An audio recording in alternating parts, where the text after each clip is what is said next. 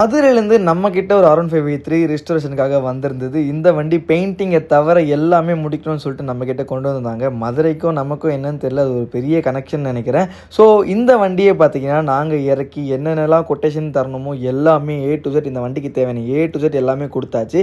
So இந்த வண்டியோட owner பார்த்தீங்கன்னா சவுதியில் இருக்கிறதால அவரோட ஃப்ரெண்டு தான் full and full take care பண்ணி ஒர்க் பண்ணிட்டு இருக்காரு. அங்கே கொட்டேஷன் கொடுக்கும்போதே இந்த வண்டி ரொம்பவே டெட் கண்டிஷன் தான், ஸ்டார்ட்டே ஆகலை. ஸோ இன்ஜினை தான் ஃபுல்லாக ரீபில்ட் பண்ணுற மாதிரி ஆயிடுச்சு. ஏன்னா 6 month மேலே வண்டியும் நின்றுச்சு, வண்டி நாஸ்தியான கண்டிஷனும் கூட, மெயின்டைனே பண்ணாமல் அப்படியே கொண்டு போய் வண்டியை நிப்பாட்டி வச்சிருந்துருக்காங்க. இந்த வண்டியை இன்ஜின் அண்ட் மெக்கானிக் ஒர்க் எல்லாத்தையும் முடிச்சுட்டு ஸ்டார்ட் பண்ணி காட்டுறேன், எப்படி இருக்குன்றதை மட்டும் பாருங்க.